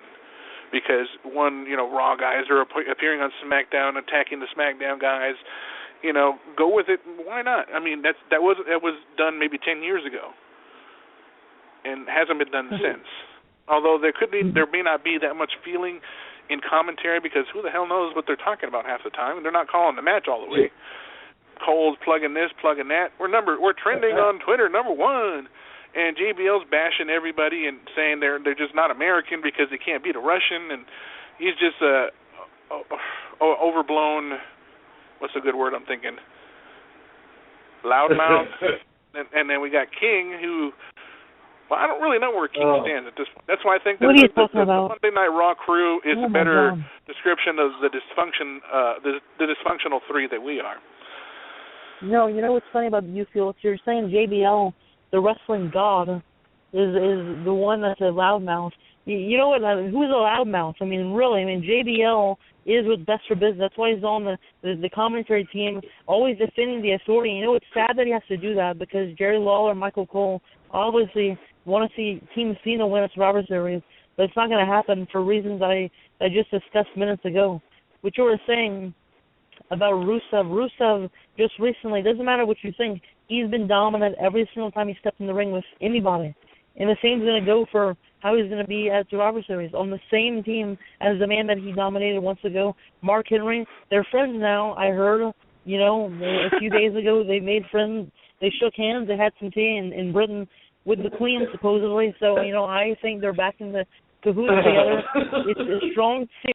You're laughing about it, but it's a strong team, and they're going to go on the win. And just saying, even if I'm not trying to jinx the authority, I would never do that, but if the authority loses, they have a card up their sleeve, and that's Johnny Laurinaitis, the best general manager in history. Oh, stop praising the authority, People power, without a doubt. Bootlicking weirdo. Let me run this by you, Felix, okay? Because I agree with you, the two sane people in the room. I agree with you that sane people. Team Cena's going to win, and so we're going to need a new authority figure, a new general manager. But I don't think it's going to be Vince. I think Vince is going to come out the Monday after the Survivor Series and introduce our new general manager, Hulk Hogan, brother. You know what? That actually does make sense. That works, right? That would make 100% sense because you know what? I think Hogan has been desperate to find a way to get back on TV in some form or fashion. And that would be a good way. He did it for TNA, although he was limited. Well, not too limited with them, but I mean WWE would be limited on what he could and couldn't do. Obviously, they're not wanting him. He's still going out there, the big old blowhard that he is, and still saying, "I'm going to train in one more time, brother. I want to have one more match, and I want to do it with their top guy, John Cena, so we can find out who was the greatest of all time." I think that's stupid, but you know what? If it happens, it will make money. I'm sure it will because Hogan's name is still money, even if he is a 61-year-old cripple. No, you know who needs to return? The person who needs to return and just be the main guy is Damian Miz Hogan. Oh, good God. You didn't just say that. Damian Miz Hogan. I wouldn't have passed Miz down to do it. He can be the general manager of Monday Night Raw with the Miz. He is such a, icon beyond words. I mean, his acting presence is something I've never seen before. I mean, Leonardo DiCaprio can't touch this man. Same with Damian Mizdow. I mean, I've never seen anything like it. Okay, this show just went into the Twilight Zone, folks.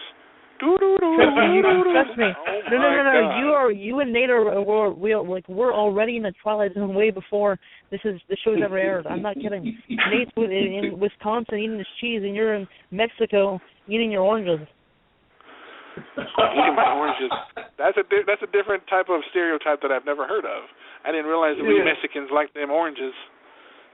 I was gonna say tacos, but that's too generic. Hey, that's usually the stereotype I would hear instead of oranges. Right. I don't know. Oranges is kind of the miscellaneous type of thing because it goes good with anybody.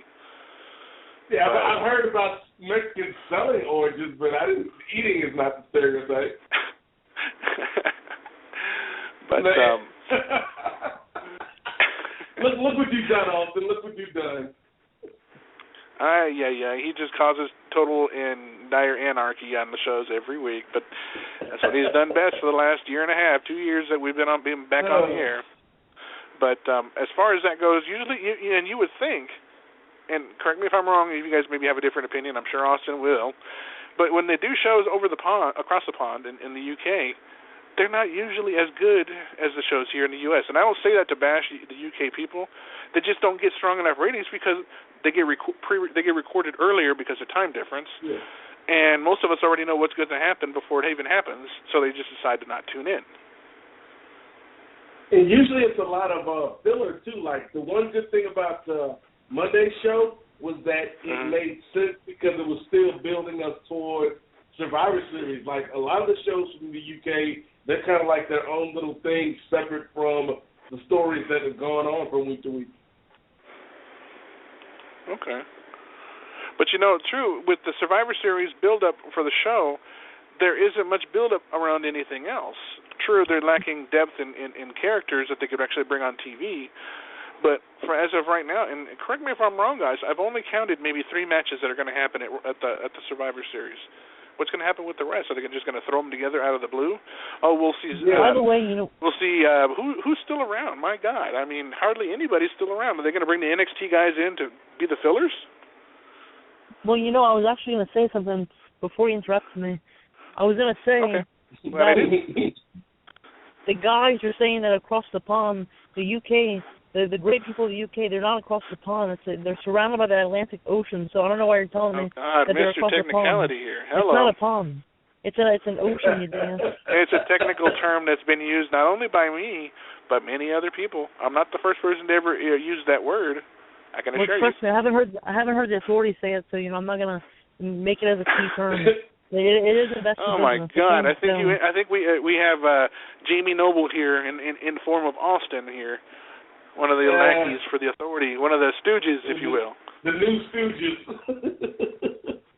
Yeah, that's pretty much the role now. No, Jamie Noble and Joey Mercury are doing the best that they can for the authority. I mean, they are. Every time I see Mercury, I still remember that night his nose was shattered. God, that was a horrible sight. Aren't you a bearer of good news?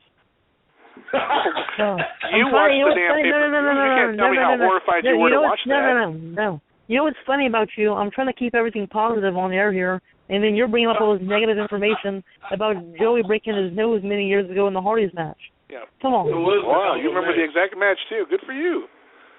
Yes, I did bring it up because he to me, I don't think he's ever been the same since. That's just my personal opinion.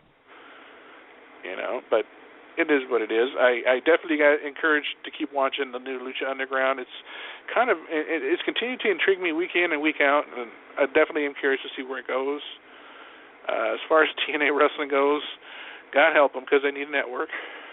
Yeah, they would rather sign Kurt Angle to a lucrative contract instead of finding a network to be on.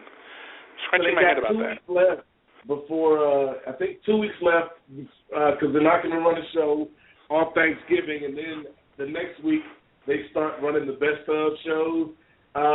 So it'll be interesting to see because honestly, my gut feeling is that they're not going to find a new network, but I think they're going to sign a new contract with Spike at a severely reduced rate because at the end of the day, TNA needs a network, but also Spike, they can't throw anything else in that time slot that's going to get the ratings that TNA gets. But if they can get those ratings for reduced cost, I think Spike will be all about it. So I think you'll see TNA re-sign for a year with Spike at, let's say, half the cost or maybe 75% of the cost that they're doing the show now. That is unless they decide to bring back Vince Russo. Oh, yeah. I think TNA has a way to survive. I mean, everybody, I think, has their own, way of doing things. TNA definitely has a way of doing things on their own, makes them, I want to say makes them unique, but I don't think they're being unique enough. I think they need to do more. I mean, they worked on it. Definitely in this past year, kind of differentiate themselves from the other companies. but they need to do something more, and they need to make it constant instead of, like I mentioned a few weeks ago, Nate, that they had the exhibition thing going, and then it was really spotty. It was like, we're going to do it for a couple of weeks, and we're going to end it. Then we're going to put a head cam on a head or whatever, put a helmet on them and let them film when the guys are wrestling. And that was genius. But then they took that off. Well, I didn't appreciate it either. But I didn't think it was that innovative. But I think they make it more constant. They have to have a constant thing that's going to work for them. Because once they find that constant, they're going to be successful. They need to go back to what worked for them years past before pre-Hogan Bischoff era. No, but things I don't want to blame everything on Hulk Hogan. I don't think he was. I'm not blaming them, but I'm saying it was a lot better ran back then, before Hogan came in. I'm not saying it's their fault that they're sinking. It's not their fault. They tried to. This is TNA's problem, in my personal opinion. Rather than concentrate on fully building the young stars that they have, which was what they were doing, they would rather go and pay a lot of money to bring in a big name to try to boost the ratings week in and week out, or month in, month out, year in, year out. And what has that done for them? Nothing. No, Ric Flair, Hogan, Bischoff, RVD, Jeff Hardy, Matt Hardy, just recently, obviously, Brodus Clay. These guys, they don't do nothing for the ratings. People don't care. And what also hurts TNA is the fact that Spike TV is not available everywhere. Not everybody can get Spike TV. If it was on a more worldwide, a global type TV show or network, like a TBS, like a TNT, where they get them anywhere, that's what's missing. They need to get more people to watch because they're not always showing to everybody. That's just my opinion. And what they lack. One thing I think they kind of messed up on is going in as much as expanding is good. I don't think they were ready to expand just yet. To the United States and abroad. They should have stayed. They should have, sat down in the Universal Studios. That was their place, and that's where their home is. They should have stayed there, and they would still have a very sturdy place within, where they are, rather than where they are now, I believe, if they would have stayed in Universal to this day. Because with that, they were, you know what I'm saying, Dave? Oh, well, there's a lot of mistakes that we can point to, but at the end of the day, it all comes down to one person, and that's the person that's in charge, and that's Dixie Carter. And, I think Dixie's a great person, but like Felix mentioned earlier in the show, she should not be the one in charge of making day-to-day decisions about a wrestling company. And you see some of the choices she's made, whether it's Vince Russo, whether it's, taking the show on the road, whether it's spending too much money, whether it's Hogan and Bischoff, all of these decisions ultimately came back to bite her in the butt. And now you got TNA in the situation where it is right now. That's very true. Stop blame Dixie. Well, Dixie is no Stephanie McMahon. Stephanie McMahon was right into this. She is so... And after watching her last night on Raw, Stephanie reminds me, oh my God, she reminds me of Vince McMahon. If Vince wore a dress, it would be Stephanie. Isn't it cute? She is great. I'm not bashing Stephanie. I'm just saying they have that intensity, the short fuse, the no nonsense. If you don't like things my way, you can hit the bricks. I can make you or I can break you kind of attitude. That's how it should be, and that's why the Authority is going to go on the one against Team Cena Survivor Series and do it on the WWE Network for only $9.99.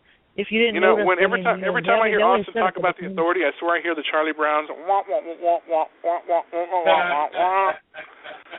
You did it wrong. It's actually more. You did it wrong, Felix. It's one more womp. So get your phrases right. Whatever.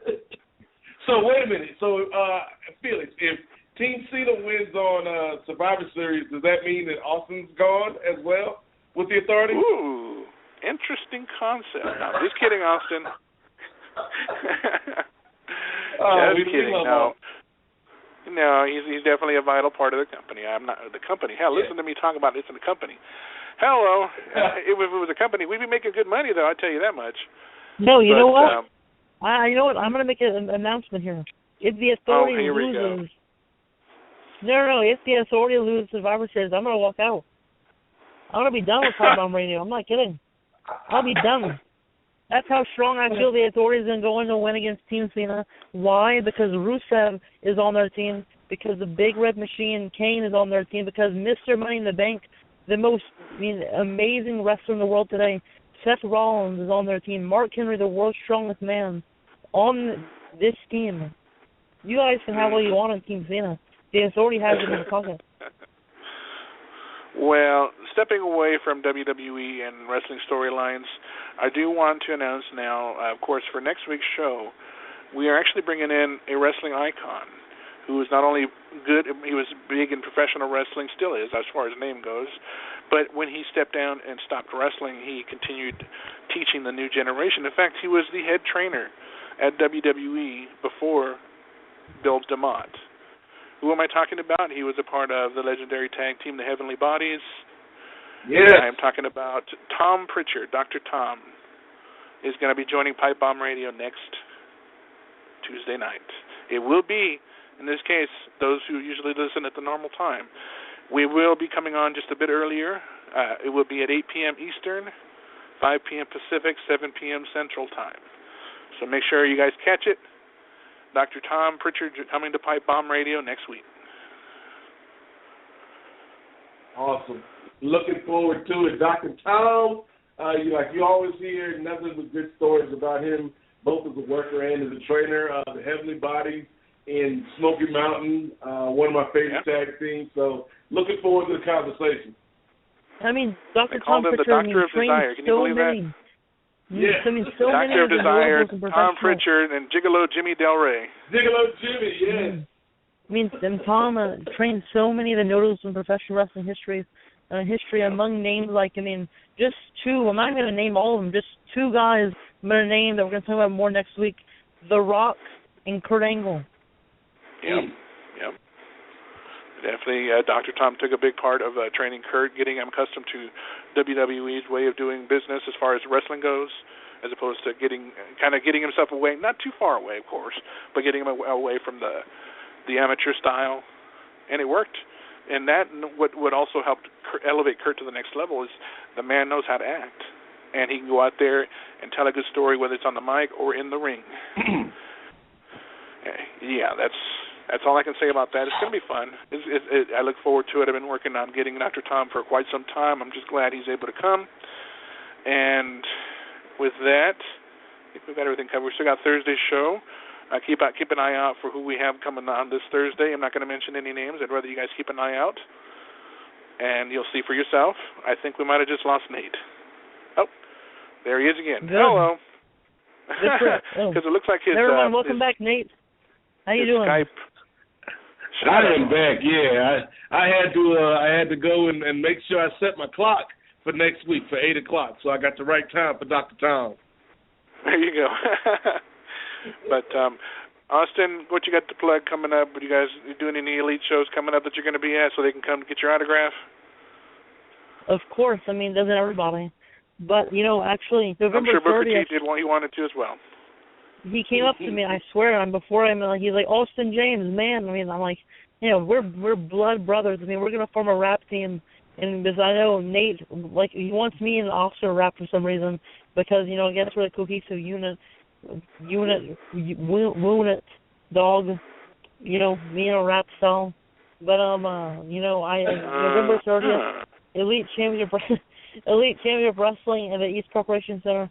And also next month, December 28th, Tommy Dreamer is going to be at Elite Championship Wrestling and is going to tear the house down with a steel chair, hopefully. No, I don't want it to happen. The innovator of hardcore, huh? The innovator of violence, actually, you got it wrong. Whatever. Hardcore violence is all what enveloped ECW anyway. But, if you guys want to follow me on Twitter, and who doesn't, at _Austin James. You can follow me on Instagram in the same place. He is seriously promoting his Twitter, Nate. Can you believe that? If you don't have any friends, which is totally understandable, why would you? You can add me as a friend. I'm not kidding. I'll be your friend. Any day of the week, I'll talk to you. If I'm feeling the guy good. with the hair, folks, he wants you to be his friend. Won't you be my neighbor? Really? Now we're talking about that guy. What's his name? The Mr. Rogers' Neighborhood. I'm sure you live in his fantasy world. It seems like it. Sure. I grew up watching him in Romper Room and all that good stuff way back when. Yeah. Trust me, I noticed. But you and Nate both.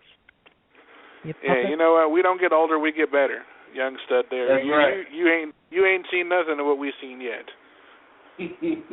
Well, we forgot more than you know, than you've learned, Austin. Now I will give credit. I will give credit to both Austin and to Nate, and you'll hear it here first. These guys know their wrestling history. Whatever I lack, they cover. Whatever they lack, I cover. Either way, you know what? Conversation-wise, it's always a lot of fun. A bowl is like a bowl full of what's the word I'm looking? You know what? Maybe even a bowl full of tomatoes. All it's missing now is a tuna. There you go.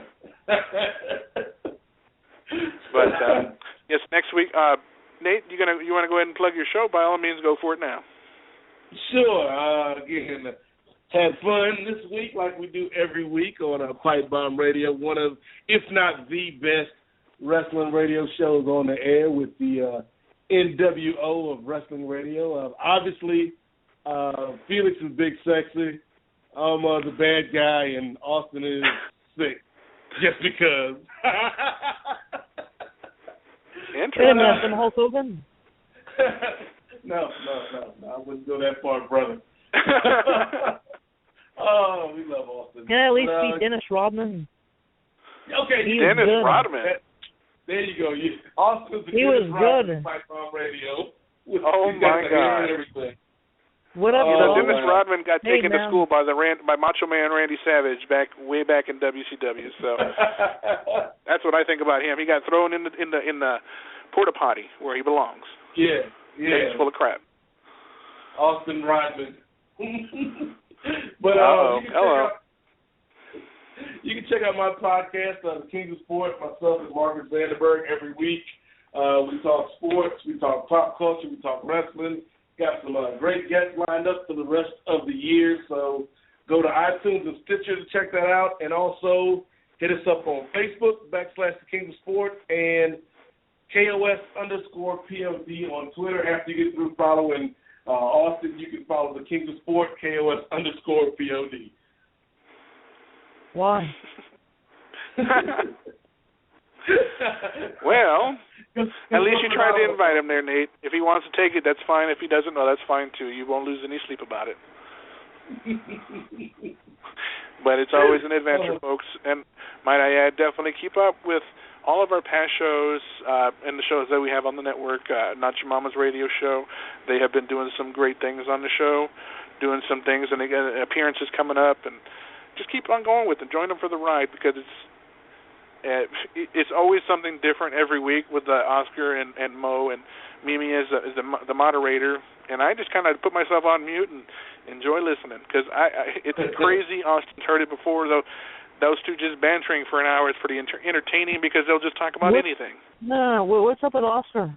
My soul brother from another mother, smothered with, turkey sauce and Thanksgiving. You put on your mashed potato gravy. What the hell did this go from talking about a podcast to talking about turkey dinner? Like that, I was trying to rap like me and my soul brother from another mother, Oscar. What are you, Rocky Johnson? No, I'm Soul Man? Trust me, I'm not Rocky Johnson. Soul Man Austin James? No, but I am, and me and Oscar can be probably the most, the next biggest rap group in America. Yeah, they'll put you right in there with Kurt Angle too. That's what I'm saying. I'm so like you, Felix. I think Austin is the next P in news. Oh my God, that goes way back. I remember him too. Well, what did he say? But my ears were still shattered from Wildcat. It was so loud. Wait, what did you say, Nate? I think you're the next P in news, man. Go back in your history and look that one up. Huh. You might know him, but maybe you don't. He didn't stick around very long, but he was in WCW during the early years.